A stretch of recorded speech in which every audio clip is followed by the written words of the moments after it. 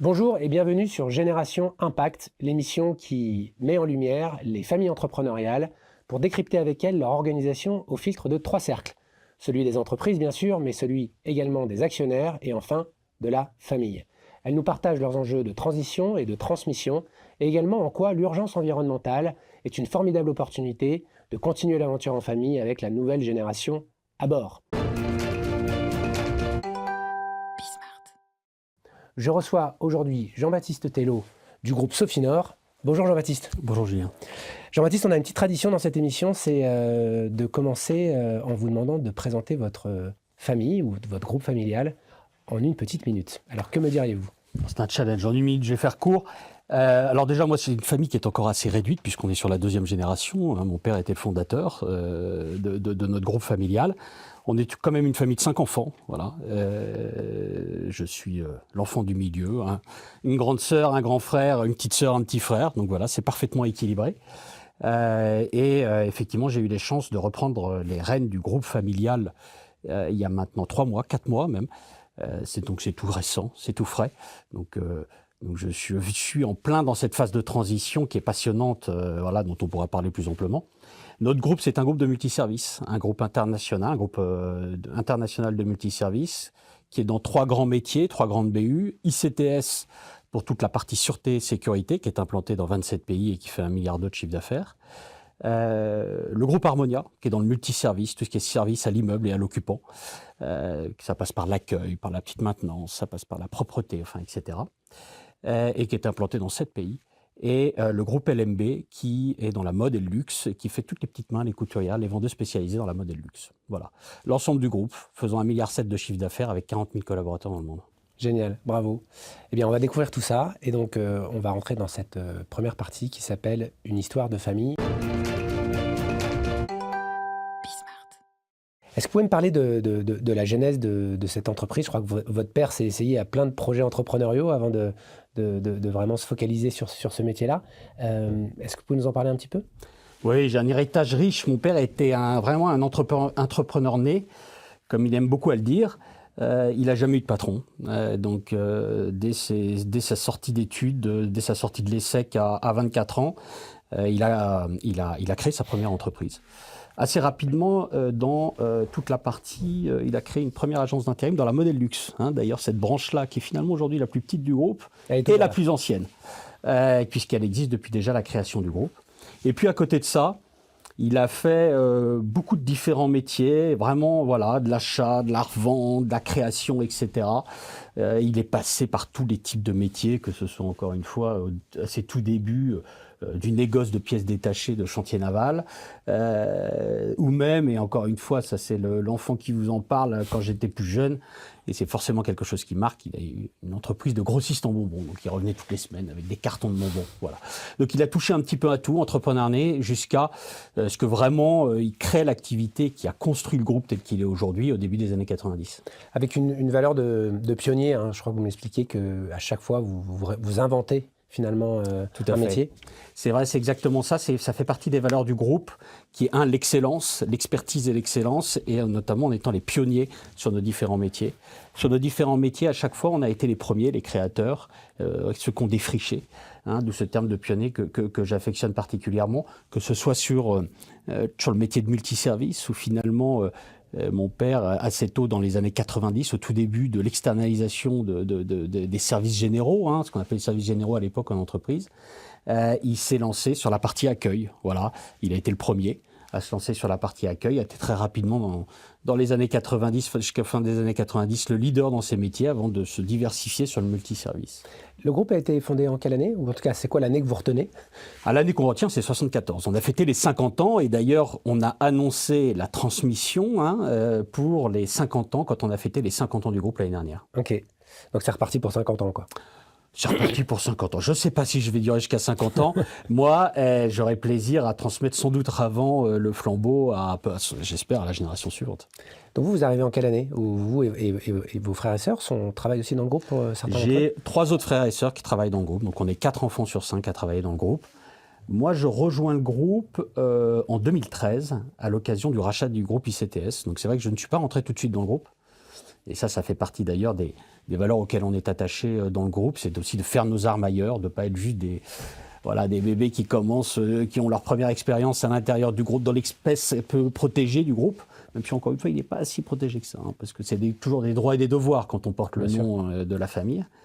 Mais j'ai commencé par travailler pendant 8 ans dans le conseil en management et en stratégie, après des études à l'agro et à l'ESSEC. Et en 2013, après 8 ans dans le conseil en stratégie, mon père m'appelle en me disant « Écoute, je suis en train de racheter une très grosse affaire à ICTS, donc très gros acteur de la sûreté et de la sécurité. » C'était à l'époque un gros pari, puisque le groupe ICTS était plus gros que notre groupe historique. Donc on rachetait une structure qui était plus grosse et qui perdait de l'argent. C'est ça, je crois que vous faites 150, 180 millions d'euros de chiffre d'affaires. À l'époque, quand on rachète ICTS en 2013, on faisait 200 millions de chiffre d'affaires. Et les ICTS en faisait 300 millions. Et perdait de l'argent. Et était implanté dans 26 pays, alors que notre groupe historique, Harmonia, le groupe Harmonia, qui était le groupe historique, n'était quasiment que en France et quelques pays limitrophes comme la Belgique et l'Espagne. Et votre père ne parle pas anglais, je crois, ou très peu, c'est ça ? Mon père est une génération où l'anglais n'était pas une évidence. Voilà. Et les langues étrangères n'étaient pas une évidence. Donc non, il ne parlait pas anglais. Donc c'était un vrai pari pour lui de se lancer dans cette affaire implantée dans 25 pays à l'époque et qui complètement internationale, avec une culture internationale aussi. C'est ça aussi, parce que c'est un groupe d'origine israélienne. Et donc il y avait une culture internationale, plutôt anglo-saxonne, 27 pays, le monde entier qui s'ouvre, donc c'était une équipe. Puis, même si c'était un très beau groupe, une très belle marque, une très belle expertise, et encore une fois, une culture de pionnier, on y reviendra, parce que c'est le seul pure player et premier acteur de la sûreté aéroportuaire, c'était quand même une boîte qui avait été pas mal abîmée, passée dans la main de fonds, à coup de LBO, pendant plusieurs années, pendant près d'une quinzaine d'années. Et donc la boîte était abîmée, perdait de l'argent, mais il y a la marque, les actifs étaient extrêmement forts et puissants, et c'est ce que mon père a su voir. Il le voit comment ça ? Parce que il parle pas anglais. Non. Un deal comme ça, comment ça arrive sur le bureau de votre père ? Alors ça arrive par un intermédiaire qui lui parle de cette affaire. Et puis surtout le game changer, et ça c'est vrai que c'est un talent indéniable de mon père, c'est de créer cette relation de confiance avec ses interlocuteurs. Et il a su créer cette relation de confiance avec les managers. Et comme toute entreprise de service qui a une forte expertise, une grande partie de la qualité, c'est le management. Voilà. Et là, il y avait des managers de très haut niveau qui étaient en rupture de confiance avec leurs actionnaires à l'époque. Et là, le lien de confiance se crée immédiatement avec mon père. Et c'est comme ça que se fait le deal. Vraiment, le deal se fait sur cette relation de proximité, cette confiance qui se crée entre lui et les managers du groupe ICTS. Donc du coup, il rachète des dettes ou il rachète ça pas trop cher ? Comment... Il rachète ça à un prix tout à fait convenable, effectivement. Pas de dettes, il ne rachète pas les dettes. Hein, c'était debt-free, hein, le deal était debt-free. Mais évidemment, à un prix assez dégradé, à l'image de la situation financière de l'entreprise. Ouais. Ok. Et donc là, c'est parti. Donc il ne parle pas anglais. Vous arrivez ? Alors le point quand même qui a beaucoup aidé, c'est qu'une partie du management était par les Français. Voilà. Ah, okay. Donc ça l'a pas mal aidé aussi à créer le lien et à créer le contact avec le management. Okay. Et leur siège était en France ou il était... Non, le siège à l'époque était aux Pays-Bas. Aux Pays-Bas, ok. Oui, tout à fait. Donc effectivement, assez rapidement, on rapatrie le siège en France. Hein, évidemment, culture française, groupe français, on est très attaché là-dessus à notre ADN français. Donc on rapatrie le siège en France. Et puis là, effectivement, il m'appelle, je rejoins le groupe ICTS, j'intègre le COMEX du groupe ICTS au sein de la BU France. Et puis on se lance effectivement dans la restructuration de ce groupe, qui est un énorme challenge. Et là, effectivement, ça a extrêmement bien fonctionné. En un an, on arrive à remettre l'entreprise à flot. Et puis dès la deuxième année, on regagne de l'argent. Et là, après, c'est le développement et la croissance, puisqu'aujourd'hui, le groupe ICTS, entre 2013 et 2025, en 12 ans, est passé de 300 millions de chiffre d'affaires à 1,2 milliard cette année. Incroyable. Et donc, ça a été quoi les facteurs clés de succès pour réussir cette transformation ? Alors, pour réussir cette transformation, déjà regagner la confiance du management, recréer une relation de confiance entre l'actionnaire et le management et une vision commune qui était perdue depuis de nombreuses années. Ça, c'est déjà la première pierre qui a été mise en place. Après, ça a été un vrai travail à partir du moment où il y avait une relation de confiance et une projection dans le temps long. On a pu bâtir, construire les outils pour une meilleure gestion et remettre en place ce qu'il fallait en termes de système d'information, investir pour redonner ce qui n'avait pas été fait depuis des années. Forcément, les différents LBO étaient vraiment dans une logique de remonter du cash au maximum et pas dans une vision long terme. Nous, on redonne une vision long terme à l'entreprise, au groupe. On investit dans les systèmes, encore une fois, dans les systèmes d'information, dans les outils. Et c'est ce qui permet de remettre le groupe à flot. Et puis ensuite, ça a été aussi d'impulser une diversification, alors qui reste assez proche, c'est-à-dire que le groupe ICTS, quand on le rachète, c'est 90% de la sûreté aéroportuaire. Donc marché porteur, mais marché risqué, car très cyclique. La caractéristique du marché de l'aéroportuaire, c'est que c'est perméable à toutes les crises. Il y a un secteur qui est touché par quelle soit une crise sanitaire, une crise économique, une crise pétrolière, une crise politique ou quoi que ce soit, systématiquement le transport aérien prend la coup. Okay. Parce que c'est le symbole même de l'interconnexion internationale. Voilà. Et donc, pour diversifier un peu ces risques systémiques, on se diversifie dans la sécurité générale. Voilà. Donc, évidemment, métier proche, mais métiers différents, écosystèmes différents, etc. Mais on apporte cette expertise aéroportuaire, cette expertise des process, cette expertise de la prévention du risque terroriste dans des secteurs à fort enjeu dans la sécurité générale. Et c'est là, effectivement, c'est de là que vient une bonne partie de la croissance. C'est là l'accélération. C'est là l'accélération. Aujourd'hui, la sécurité générale représente 40% du chiffre d'affaires du groupe ICTS. Ok. Sécurité générale, vous pouvez nous donner des exemples? Alors, la sécurité générale, nous, en l'occurrence, on est vraiment sur tout ce qui est sites sensibles. Donc, on va être sur toutes les institutions internationales. On travaille pour beaucoup d'institutions internationales sensibles. On a beaucoup aussi, on a une majeure partie de notre développement ces dernières années, c'est sur les data centers, infrastructure ô combien stratégique, et qui est intéressante parce que c'est l'opposé de ce point de vue-là en termes de risque du transport aérien. Parce que s'il y a un secteur qui est complètement, lui, imperméable aux crises, c'est celui des data centers. Les data centers n'ont jamais aussi bien fonctionné que pendant les crises sanitaires. Fonctionnera, qu'il y ait une guerre, qu'il y ait une crise économique, de toute façon, ça tournera. Il faudra que ça marche. Et donc, c'est complètement imperméable à toutes les crises. Et alors là, en rythme de croissance, inutile de vous dire qu'avec l'essor de l'IA, les data centers poussent comme des champignons. Voilà, les enjeux de recrutement doivent être considérables. Ils sont considérables. On a un développement extrêmement fort. On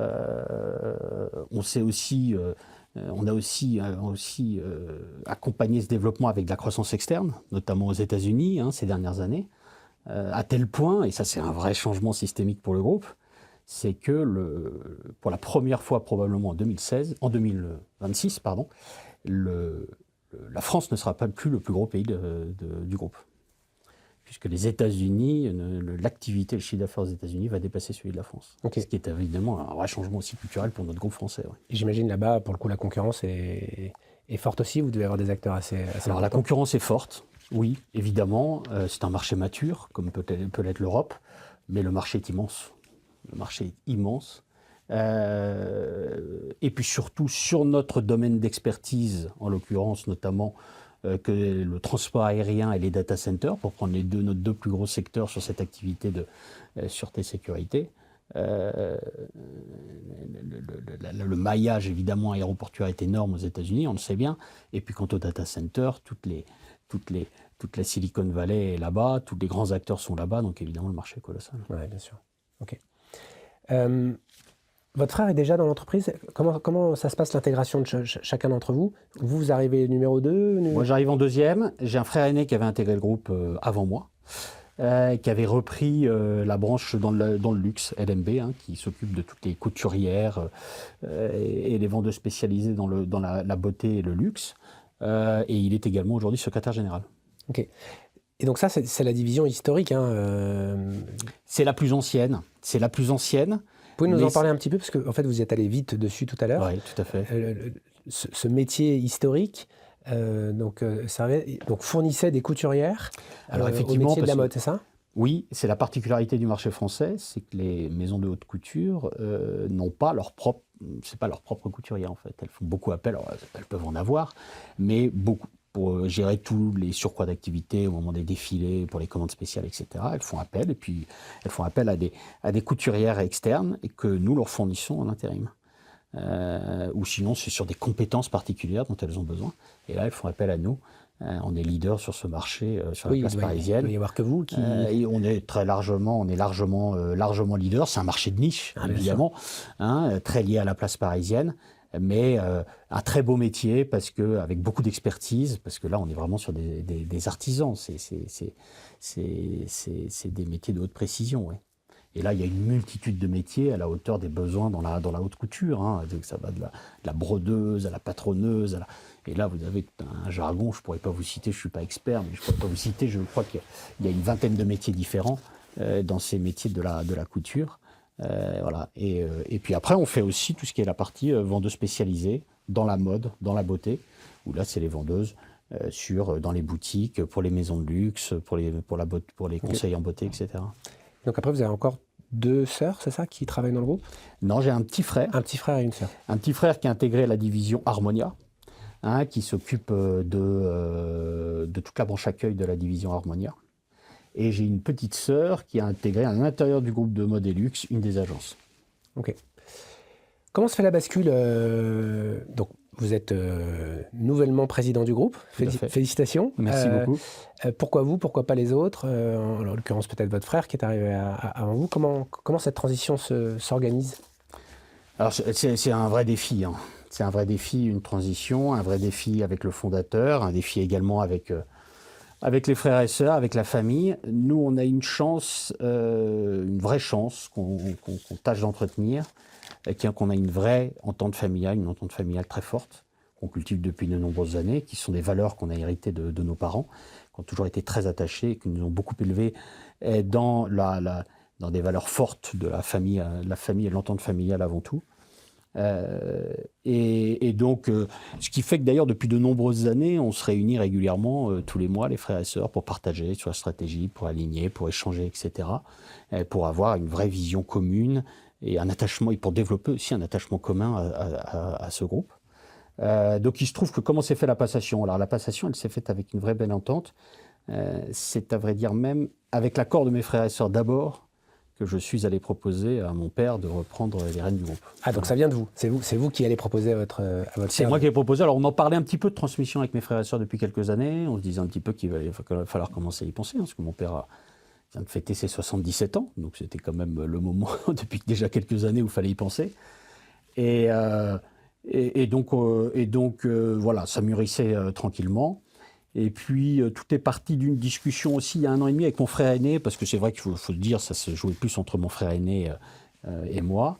Et lui, assez rapidement, à l'époque, m'a indiqué que qu'il ne souhaitait pas reprendre la présidence du groupe, pour des raisons qui lui sont personnelles.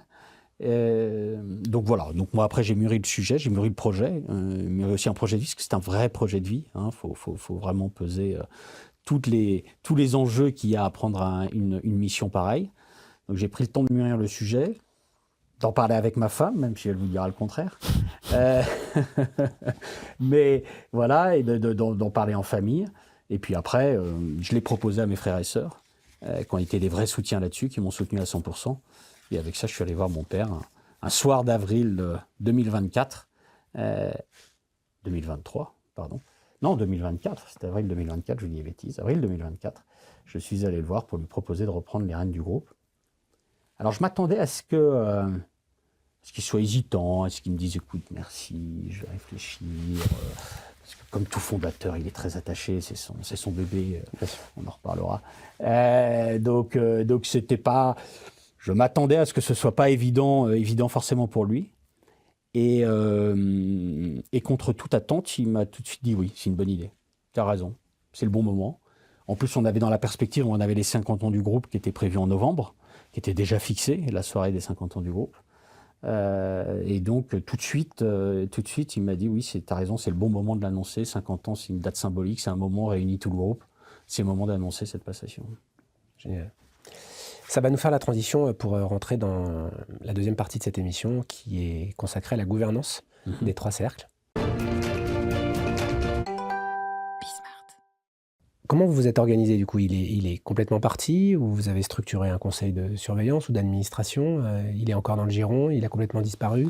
Alors cette transmission, c'est l'occasion justement, mais comme souvent d'ailleurs je pense dans beaucoup de groupes entre la G1 et la G2, la génération 1 et la génération 2, c'est l'occasion de structurer la gouvernance. Parce que c'est vrai qu'en général un groupe, tant que c'est le fondateur qui dirige, la gouvernance reste très personnifiée. Elle est très incarnée dans le fondateur, etc. Même si on commençait déjà à avoir mis en place, un peu sous notre impulsion, sous l'impulsion des enfants, mon père avait mis en place un peu de structure de gouvernance, c'était encore assez léger. Là, c'est l'occasion de mettre en place. Et on a mis en place, on a d'ailleurs passé pas mal de temps à discuter, à échanger avec mon père sur toute la gouvernance future du groupe. Et donc, effectivement, on a mis en place un conseil de surveillance. Et mon père reste actif, puisqu'il est président du conseil de surveillance. Et donc, à ce titre-là, il garde un œil attentif sur les décisions que je suis amené à prendre, mais j'en suis ravi parce que j'ai besoin de son expérience, j'ai besoin aussi d'apprendre de tout ce qu'il a construit pendant ses 50 ans. Donc, conseil de surveillance, il reste actif, il continue à venir au bureau tous les jours, il y est attaché, c'est toute sa vie, c'est l'œuvre d'une vie, donc même s'il m'a incontestablement passé les rênes effectives du groupe, il est là et il veille attentivement à la suite. Donc, un conseil de gouvernance. Ensuite, moi, je suis donc président exécutif du groupe. Je m'appuie sur un comité stratégique qui réunit les patrons des principales BU et la direction financière et des externes. On a souhaité que ce soit au niveau du conseil de surveillance et du comité stratégique, on ait des externes. Donc, dans les deux? Pardon? Dans les deux organisations? Dans les deux organes, on a des externes. Ok.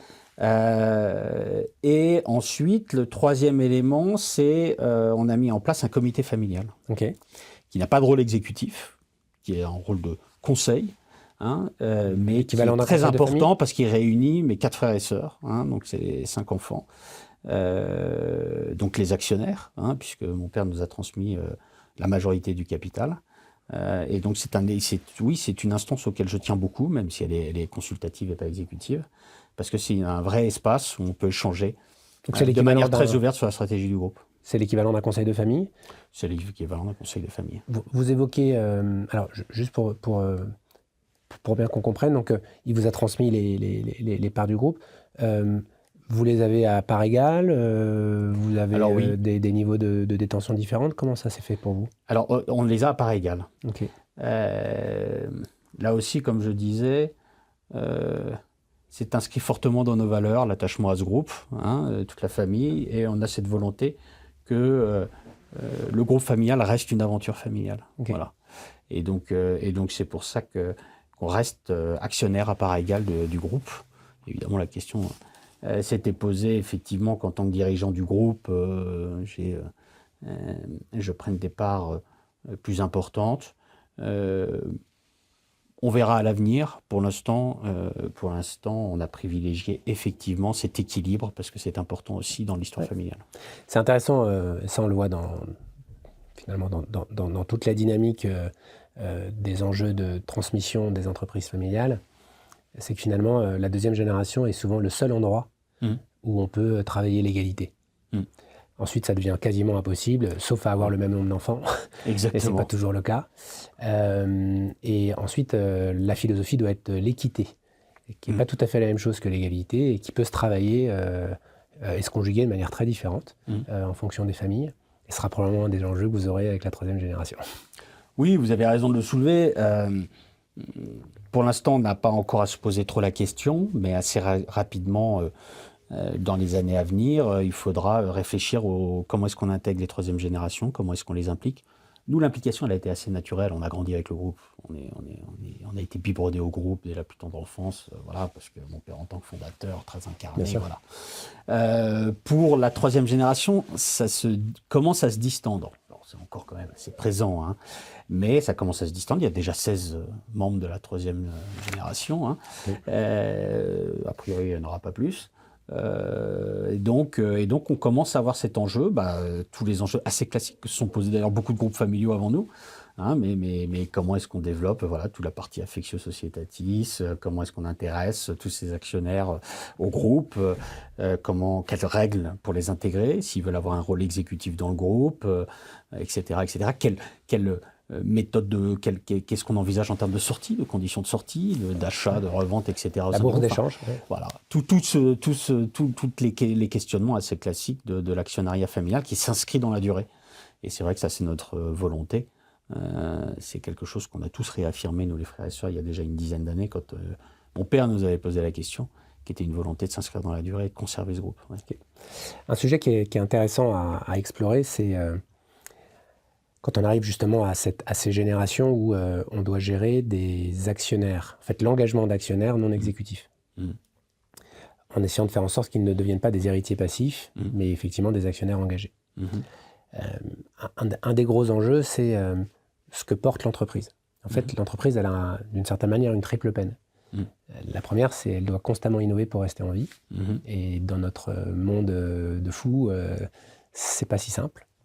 La deuxième, c'est que plus les groupes familiaux grandissent, et donc ces ETI familiales dont vous faites partie, plus le coût de la transmission, finalement, est sur les épaules de l'entreprise.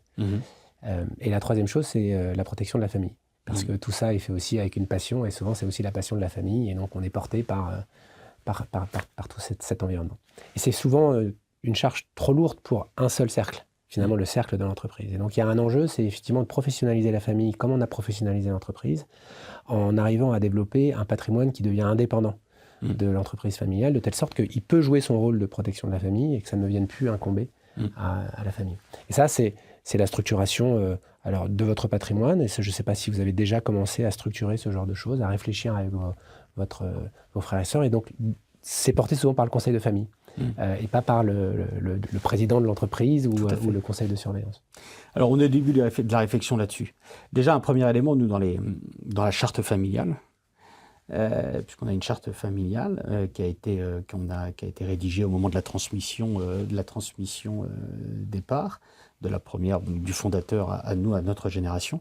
Ça a été aussi un peu de définir un peu les règles de notre actionnariat familial. Donc au-delà de la logique de durée, de s'inscrire dans la durée, etc. Il y avait un élément qui était fort, que je résumerais en disant le groupe n'a pas vocation à faire des générations de rentiers. Voilà. Okay. Et ça, c'est essentiel dans les valeurs. C'est-à-dire que mon père est très attaché au fait que ce soit la deuxième, et voire les générations suivantes, que la subsistance d'aucun des membres de la famille ne dépende du groupe. Voilà. Il faut que chacun soit autonome et sa productivité, le groupe est en plus. Et d'ailleurs, la priorité doit toujours être donnée au groupe. Et là, on revient d'ailleurs à votre premier point sur la capacité d'innovation du groupe. L'actionnaire que nous sommes familial, doit toujours privilégier le groupe et son développement avant l'intérêt personnel des actionnaires. Et ça, c'est des valeurs qui sont très ancrées et d'ailleurs qui se retrouvent bien d'ailleurs dans notre politique de versement de dividendes qui est effectivement assez faible au regard de finalement des profits que dégage le groupe. Donc ça, c'est le premier point. Après, effectivement, ça pose quand même la question de comment est-ce qu'on développe effectivement aussi toute cette activité de family office. Bon, on a plusieurs enjeux là-dessus, vous l'avez dit, on a eu beaucoup de la transmission qu'il faut préparer, parce que évidemment, comme toute entreprise familiale, la transmission a été faite sur une base de Dutreil, mais il reste des parts à transmettre qui auront un coût, et qu'il faudra financer. Donc ça, déjà rien que ça, il faut pouvoir être en mesure de le financer. Et puis, il y a comment on cultive effectivement, comment on diversifie le risque. Ça, aujourd'hui, on n'est pas très mature. On est tout au début de la réflexion. C'est vrai que c'est des sujets qu'on commence à avoir de plus en plus en famille, à discuter en famille, de voir comment est-ce que, effectivement, au-delà du grand classique qui est l'immobilier, évidemment, notamment l'immobilier d'exploitation, l'immobilier utilisé par le groupe, comment est-ce que, évidemment, on envisage d'autres diversifications pour effectivement avoir un propre patrimoine familial indépendant du groupe. Est-ce que dans la charte familiale, vous avez projeté une vision de la famille qui est différente de la vision du groupe ou pas encore? C'est-à-dire? Bon, donc vous ne l'avez pas fait. En fait, souvent, les familles qui ont déjà professionnalisé la famille, donc les actionnaires et la famille, elles se posent la question tous les 5 ans, tous les 10 ans suivantes. pourquoi en un mot et pourquoi en 2 mots, on a envie de continuer cette aventure en famille dans les 20 ans qui viennent. Mmh. Et ça permet d'engager la famille qui, dans ses détentions, peut avoir généralement 99% de sa richesse, c'est l'entreprise familiale. Mais plus elle se professionnalise, plus il se passe d'autres choses. Vous avez évoqué la foncière, mais il peut y avoir la fondation, il peut y avoir d'autres choses. On a reçu une famille ce matin qui a créé un petit fonds d'investissement à impact familial et qui vient finalement valoriser leurs valeurs et leur impact sociétal dans leur région avec une thèse un peu particulière, qui est très différente d'ailleurs de ce qu'ils font dans l'entreprise, pour engager la famille et les garder unis. Donc c'est souvent un cap pour la famille, plus qu'un cap pour l'entreprise, qui entre la première et la deuxième génération, finalement, tout est mélangé. Les 3 cercles sont les uns au-dessus des autres, et donc finalement, on passe d'un sujet à l'autre sans vraiment faire la différence entre les 3. Mais dès qu'on arrive à la 3e puis à la 4e génération, en fait, on commence à avoir plus d'actionnaires qui sont non exécutifs que d'actionnaires exécutifs. Tout à fait. Et donc, il est nécessaire de trouver une raison pour laquelle on reste engagé dans cette aventure. Puisque si les dividendes sont un plus, et donc il n'y a pas de connexion et qu'on ne travaille pas dans l'entreprise, il faut trouver des raisons pour lesquelles ces actionnaires ont envie de rester et de soutenir le groupe. Non, alors, effectivement, vous l'avez bien cerné, non, ce n'est pas formalisé dans le pacte d'actionnaires. Il n'y a pas cette vision familiale. Mais c'est justement les discussions qu'on a aujourd'hui, puisqu'on est en train au-delà de toutes les réflexions sur la partie plus family office, diversification au niveau de nos activités de holding. Il y a évidemment la question de la fondation. On a déjà des activités de mécénat via une association, mais moi je souhaite et je porte fortement au niveau de notre comité familial qu'on crée une vraie fondation, ou un fonds de dotation, enfin encore une fois, ça c'est les détails juridiques, mais en tout cas qui porte effectivement autour d'une vraie raison d'être, un vrai projet en termes de social et sociétal. Et puis effectivement, pourquoi pas d'autres actions, toutes autres actions qu'on pourrait envisager. Ça reste encore à construire. On est encore en train de le construire, le projet, oui. On est au début. C'est vrai que... et je rejoins ce que vous dites, c'est-à-dire que tout ne peut pas être porté par la même personne. Voilà, moi, en tant que président du groupe, mon rôle, c'est de porter le développement et de porter sur le groupe Sofinor au plus haut. Effectivement, toute cette partie-là, de plus, c'est que sur la partie fondation, sur la partie rôle social et sociétal, etc., doit être portée par d'autres au sein de ma famille. Voilà. Et donc, c'est toutes les discussions qu'on a actuellement. Oui. Génial. On va rentrer dans la partie de l'émission qui s'appelle Génération Impact et qui est le nom de cette émission, et donc on y est très attaché.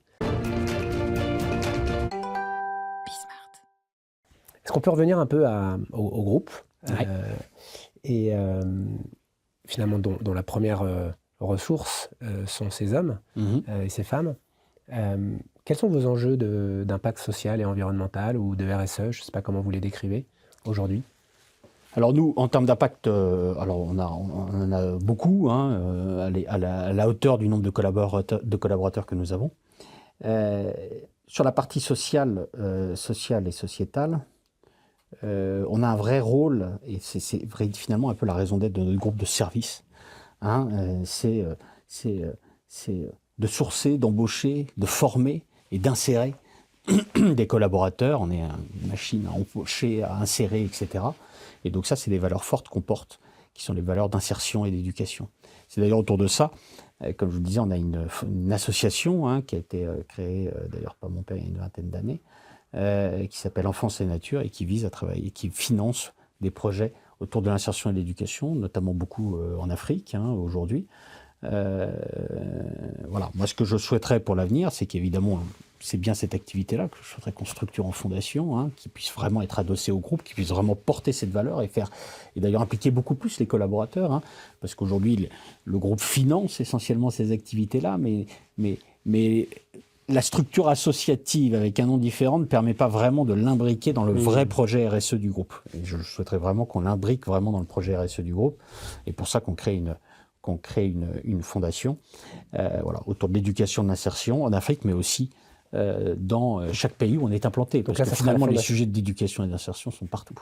Là, ça sera la fondation de l'entreprise. Hein, Tout à fait. Pas une fondation familiale qui serait à Ce l'extérieur. sera les fondations de l'entreprise. Oui, tout à fait. Puisque c'est très lié à notre activité. C'est très lié aussi à la mission, du groupe dans tous ces métiers. Donc revenons aux enjeux RSE du groupe. Pouvez nous rappeler le nombre de collaborateurs que vous avez? 40 000. 40 000. Sur 27 pays, c'est ça? Sur 27 pays. Sur 27 pays, ok. Donc les enjeux RSE d'un groupe comme le vôtre, ça consiste en quoi aujourd'hui? Alors sur les sujets, au-delà de cette partie sociale-sociétale, on a évidemment des enjeux environnementaux. Hein, c'est toute organisation humaine et les entreprises en première ont des enjeux environnementaux. Alors après, nous, on a un métier de service. Notre impact purement environnemental carbone est plus réduit que d'autres métiers, que d'autres secteurs d'activité. Évidemment, on a notre travail à faire et nos actions à mener sur cette partie-là pour réduire notre impact. Après, moi, je suis convaincu qu'en tant qu'employeur, vraiment, notre métier qui est le service et qui est d'embaucher le monde, et effectivement, on a en proportion beaucoup de collaborateurs, on a une grosse mission en termes de sensibilisation et d'éducation de nos collaborateurs sur les enjeux environnementaux. Et finalement, au-delà, évidemment, du travail qu'on doit faire sur l'impact carbone direct de l'entreprise, notre première mission, c'est de sensibiliser, c'est d'animer, de sensibiliser toute cette démarche, la démarche environnementale et réduction de l'impact de l'ensemble de nos collaborateurs. Chez vos clients? Comment? Chez vos clients, du coup? Chez nos clients, dans leur vie de tous les jours. Voilà. Si on peut faire de tous nos collaborateurs des acteurs de réduction de l'impact environnemental, ce sera déjà une énorme mission qu'on aura réussi. Comment vous projetez maintenant? Donc là, vous arrivez, vous prenez la tête de ce groupe, qui du coup est installé, est en forme, a différentes lignes d'activité.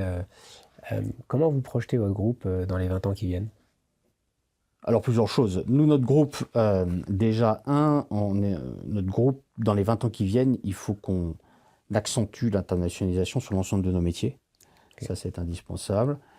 On est déjà sur la partie sûreté-sécurité, on a une empreinte internationale qui est forte, comme je le disais, notamment avec un fort développement sur les États-Unis. Mais sur la partie Harmonia, toute la partie de multiservice, on est encore peu implanté à l'international. Donc, évidemment, à 20 ans, j'aimerais que le groupe ait une implantation globale. Il faut qu'on se diversifie aussi sur les métiers, sur tous les un domaine d'expertise forte qu'a développé le groupe sur toute cette partie multiservice, qui est toute la gestion des grands événements. Ça aussi, c'est un enjeu très très fort qu'on doit, sur lequel de grands événements internationaux. On était un des gros acteurs sur les JO de Paris l'année dernière. On était sur l'Expo universelle à Osaka. Là, on fait la Coupe d'Afrique des Nations au Maroc en ce moment, là, qui démarre à la fin de la semaine. Donc vous fournissez les équipes? On fournit les équipes, on gère, on accompagne toute la gestion de l'événement, tout l'accompagnement logistique de ces événements majeurs.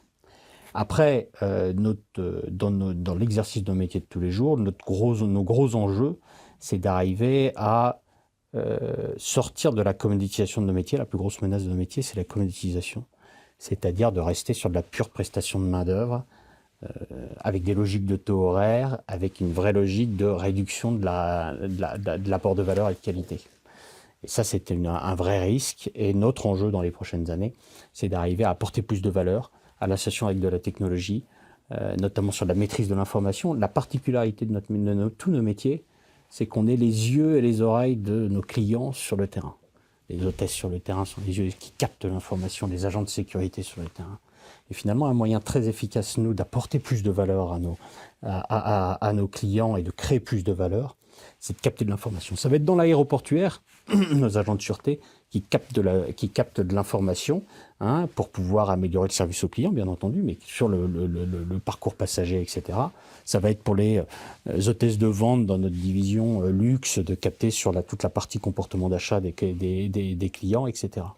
Et donc toute cette dimension-là, il faut qu'on l'enrichisse dans les années à venir. Après, évidemment aussi, à 10-15 ans, on a vraiment la question de la rupture de l'IA, qui est un vrai sujet. On voit apparaître quand même de plus en plus des sujets, des enjeux sur nos métiers, sur comment l'IA peut risquer de disrupter nos métiers.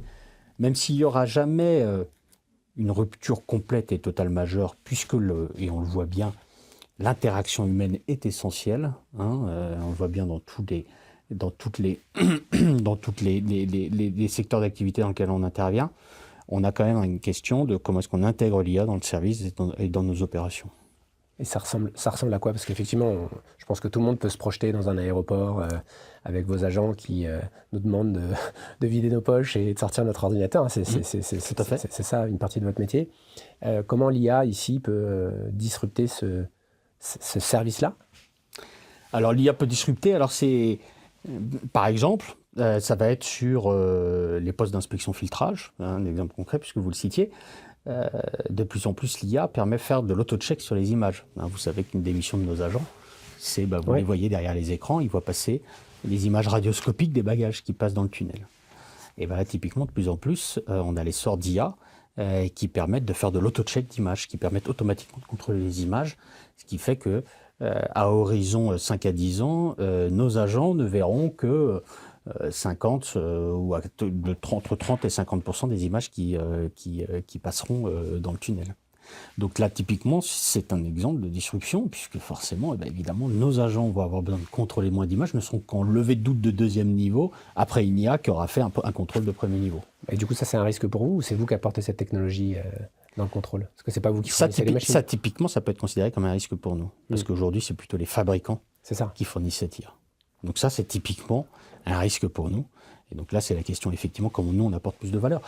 Si je vous prends un autre exemple, où là, c'est nous qui avons intégré la techno et qui apportons de la valeur, ça va être pour les compagnies aériennes. On assure les process de sûreté, les process de profiling, c'est-à-dire que pour les compagnies, notamment américaines, on assure le questionnement qui sert à le questionnement à l'embarquement, à l'enregistrement, qui sert à évaluer un profil de risque des passagers.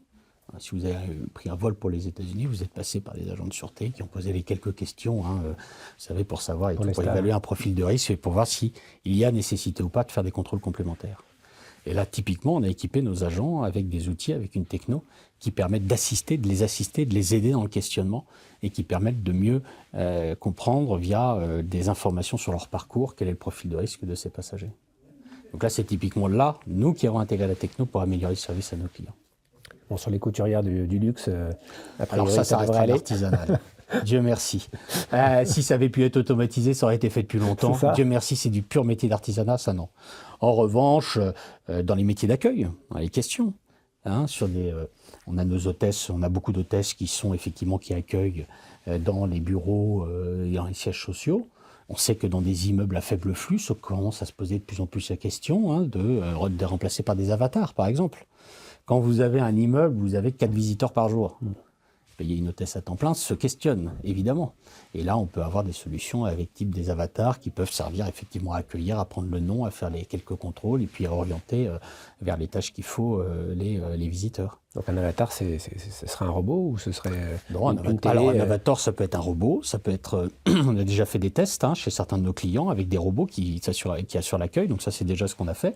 Ça peut être aussi une image, vous vous souvenez du discours de Jean-Luc Mélenchon pour la dernière présidentielle, qui nous avait fait cette rupture technologique. Avec cet avatar, ça peut être aussi un avatar sous cette forme-là. Okay. Voilà. Après, on a... donc on voit bien que dans tous les métiers, donc c'est pas un remplacement complet, mais ça vient effectivement amener un complément. Et donc là, tout notre enjeu, effectivement, c'est d'arriver à intégrer ça dans nos offres de services et d'accompagner nos clients sur ces enjeux. Ok. On a encore un petit peu de temps ensemble et sur cette partie Génération Impact, j'aime bien revenir aussi un peu sur la famille et projeter un peu la future génération. Donc vous disiez tout à l'heure, vous avez 16 petits-enfants. 16 neveux, nièces et filles. Oui. Ok. Ils ont entre quel âge et quel âge? Alors la plus âgée a 23 ans et le plus jeune a 1 mois. Ok. Il y a déjà de l'intérêt, il y a déjà des... Oui, il y a déjà... Comment vous à l'instant où je vous parle, ma deuxième fille fait son stage de 3e dans le groupe. Okay. Donc vous voyez, et à sa demande. Et j'insiste là-dessus, c'est à sa demande. Ça, je n'aiguillonne pas forcément. C'est à sa demande qu'elle a voulu faire son stage de 3e dans le groupe. Alors, ce n'est qu'un stage de 3e, restons... Voilà, mais oui, il y a un intérêt. Il y a un intérêt certain pour le groupe de cette génération, en tout cas qu'on essaye de cultiver. Qu'on cultive sans le forcer non plus. Il ne faut pas que ce soit une obligation. Il faut chacun soit libre aussi de faire et de tracer sa propre voie. Mais pour ceux qui manifestent de l'intérêt, évidemment, on cultive cet attachement et cette affection au groupe. Ouais. Et vous disiez, donc sur les 5, il y en a un ou une qui ne travaille pas dans le groupe. Ouais. C'est ça? C'est ma sœur aînée. C'est votre sœur aînée? Okay. Oui, tout à fait. On peut dire ce qu'elle fait dans la vie ou... Oui, bien sûr. Elle est, je pense qu'elle m'en voudra pas. Elle est directrice d'édition. Voilà. Okay. Donc, dans un métier assez différent, mais elle a le même attachement au groupe. C'est ça ce que j'allais vous demander. Donc... Non, elle a le même attachement au groupe. Elle est extrêmement présente dans tous les comités familiales, dans toutes les AG, chaque année, etc. Forcément, elle est un peu plus distante par la force des choses, hein, des enjeux opérationnels du quotidien, mais elle a le même attachement et le même engagement dans le groupe au regard du fait qu'elle reste quand même à l'extérieur. Du coup, j'imagine que ces enfants font partie des plus vieux, Exactement. Si elle en a. Tout à fait. Est-ce qu'eux aussi, finalement, peuvent se projeter ou pas dans le groupe aujourd'hui? Est-ce qu'ils posent des questions? C'est effectivement, la question va sans doute se poser le moment venu, hein, notamment sa fille aînée qui a presque fini ses études, hein, qui est en dernière année d'école de commerce, donc on verra. Même si, comme je vous le disais au début de notre échange, on encourage à ce qu'ils aient aussi une autre expérience avant, qui ne rentre pas directement dans le groupe. Mais je pense que oui, elle se posera sans doute la question de rejoindre le groupe. Et c'est bien, c'est une belle histoire, ça sera une belle histoire le moment venu. Ouais. On est dans une période économique, mais également politique en France où les entreprises et les entreprises familiales sont très challengées. Vous avez, comme nous, vu, entendu, écouté tous les débats à l'Assemblée sur la taxation des grandes familles, des ultra-riches, mais finalement, en cascade, des décisions prises qui viennent impacter finalement des entreprises familiales beaucoup plus modestes. Quel est votre regard sur la place et le rôle des entreprises familiales aujourd'hui pour vous en France? Je pense que c'est très méconnu, malheureusement. Et c'est d'ailleurs pour ça qu'il faut qu'on fasse cet effort aussi, plus d'explication de ce qu'est l'entrepreneuriat familial. Parce que l'entrepreneuriat familial est très caricaturé. On le voit notamment au travers de l'actualité politique, au travers des différentes émissions télé récentes, hein, avec toujours cette image de cas très spécifiques, dont d'ailleurs au demeurant on peut être fier, hein, parce que ça crée aussi des très très belles histoires et des très très beaux groupes. Mais il était caricaturé et je pense que la plupart, malheureusement, des Français et de nos politiques ne se rendent pas compte du poids de l'actionnariat familial dans l'économie française. Ils oublient trop que c'est près de 60% de l'économie nationale, l'actionnariat familial. C'est ce qui, en grande partie, a créé de la stabilité, de la vision à long terme. Voilà, donc alors évidemment, je ne dis pas que c'est la panacée de tout, hein, c'est bien, c'est l'équilibre entre les différents modèles est important, mais l'actionnariat familial apporte cette stabilité, cette vision à long terme, et il faut le préserver, c'est essentiel, ça me paraît essentiel. C'est en ça d'ailleurs que le Dutreil est essentiel. Je pense que sans Dutreil, il n'y a plus de passation familiale, enfin, il ne faut pas rêver, hein, et d'ailleurs, avant que le Dutreil soit mis en place au début des années 2000, c'était une boucherie. Hein, chaque transmission d'une génération à l'autre était une boucherie. Le nombre de très beaux fleurons qui ont été revendus à l'international parce que les héritiers n'avaient juste pas le choix, ne pouvaient juste pas payer les droits de succession. Voilà. Hein, parce que ça, c'est lié aussi à une autre dimension, au-delà du poids et de l'importance et de la vision à long terme, de la stabilité qu'apporte l'actionnariat familial. C'est ce qui est très sous-estimé aussi, c'est ce qui est très incompris hein, aussi bien des politiques que du grand public. C'est cette différence entre cette valorisation, qui est une notion de stock, de valeur fictive, puisque notamment dans l'actionnariat familial, ce n'est même pas coté, ça n'a même pas de valeur liquide, et un revenu. Et c'est effrayant de voir les confusions et les bêtises qui sont dites, même sur les chaînes d'infos ou autres. Enfin, quand on voit le président de la commission des finances qui ne fait même pas la différence entre la notion de stock et de flux, c'est effrayant. Qui ne fait pas la différence entre une question de valorisation et une question de revenu. Qui ne fait pas la différence quand on voit incessamment qu'on compare une fortune théorique liée à un actionnariat familial avec des points de PIB. Rien à voir. PIB, c'est du flux. On confond complètement et on voit à quel point il y a des incompréhensions là-dessus. Il y a un travail de pédagogie à amener pour arrêter de pointer du doigt l'actionnariat familial qui apporte énormément à l'économie française. Voilà. Et très clairement, oui, ces débats autour de la taxe Zuckman sont une aberration. Enfin, c'est vraiment d'une profonde incompréhension de ce qu'est la réalité, de l'actionnariat familial. Je veux dire, un groupe comme le nôtre, si une taxe Zuckman devait se mettre en place, on serait incapable de la payer. Il faudrait vendre des parts du groupe chaque année pour payer la taxe Zuckman. Mais enfin, on voit la bêtise du truc. Ce qui est quasiment impossible. Ce qui est quasiment impossible, puisque ça n'a aucune valeur liquide. Et donc vendre par petits bouts comme ça, un groupe comme ça serait en plus complètement destructeur de valeur. Donc ça n'a aucun sens. Ça n'a aucun sens. Mais oui, il y a un gros travail à faire. Alors là, vous avez raison, c'est que le taux de transmission en France est autour de 20%. Ce qui veut dire qu'au bout de 3-4 générations, il reste quelques pourcents d'entreprises détenues par la famille fondatrice. Alors parfois pour des bonnes raisons. Hein, le fondateur veut vendre, ça passe pas à la deuxième. Il y a un chiffre qui est pas le bon, mais qui disait finalement c'est un tiers à chaque génération, 30, 13, 3. Mais nous en France on est à 20 entre la première et la deuxième. Alors que nos amis allemands, italiens, espagnols sont beaucoup plus hauts, essentiellement pour des raisons fiscales, mais aussi pour, je le crois fondamentalement, le rapport que les Français ont aussi avec la richesse, l'argent. Et, oui. Et donc, ils sont souvent des grands romantiques. Et donc, ils ne professionnalisent pas cette partie-là. Ils ne la structurent pas assez.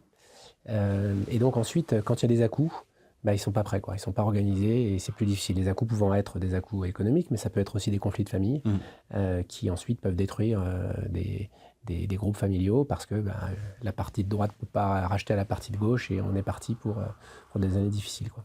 Donc il y a pas mal de choses à faire. Non, mais il y a pas mal de choses à faire. Encore une fois, vous avez raison, il y a sans doute ce syndrome culturel. Même si, encore une fois, quand on compare, et vous citiez 2 exemples, c'est intéressant, l'Allemagne et l'Italie, on ne peut pas dire on met tout le temps sur le dos de la culture latine ou machin. L'Italie, si c'est un pays qui a une culture latine, c'est bien l'Italie. Après tout, ils y arrivent bien. Donc, on voit bien, oui, il y a des notions culturelles, mais il y a aussi des dispositifs d'accompagnement. Je veux dire, on a passé... je me souviens, alors là, on en parle moins d'exemple de l'Allemagne, parce que l'Allemagne est un peu chamboulée ces derniers temps, mais on a passé avant ces 20-30 dernières années à envier le modèle allemand, ce tissu de PME et de TI, notamment industriel, extrêmement fort qui faisait l'économie allemande. Mais il faut avoir conscience qu'en France, on a détricoté ce système par l'absence de système de transmission comme le Dutreil. Le Dutreil a répondu enfin à ce besoin, ce qui faisait la force du modèle allemand, qui était d'assurer la transmission et la stabilité de ce tissu-là. Et en l'absence de ça en France, ça ne tenait pas d'une génération à l'autre.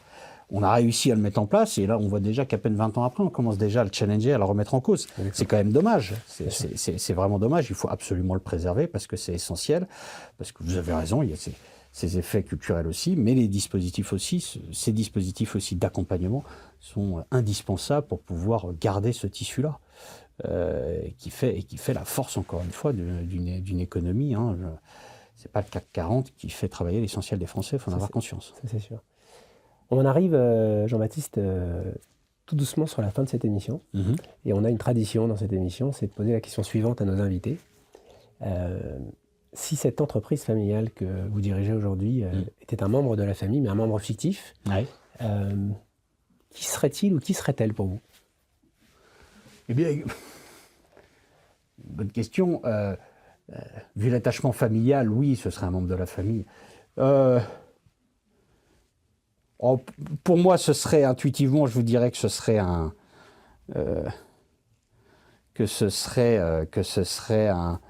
frère ou une sœur. Mon père nous a tellement élevés comme si c'était un autre membre de la famille, un autre membre de la fratrie, comme si c'était son bébé. Oui, ce serait un frère ou une sœur. Et donc, pour moi, c'est d'autant plus difficile d'en prendre la tête, parce qu'évidemment, je n'ai pas cette logique de filiation très paternaliste, et avec cette gouvernance très paternaliste de mon père, qui est assez fréquente chez les fondateurs. Moi, c'est différent, effectivement. Moi, c'est un frère et une sœur. J'ai une autre relation avec ce groupe, et que je dois construire et mettre en place avec les systèmes de gouvernance dont on parlait tout à l'heure. Mais oui, c'est une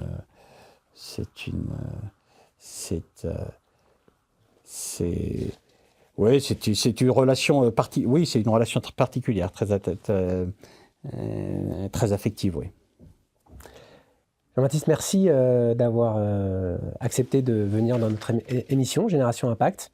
C'est le moment pour moi de remercier toutes les équipes techniques pour avoir goupillé cette émission, de vous remercier pour votre écoute et de vous dire à bientôt dans un prochain épisode de Génération Impact.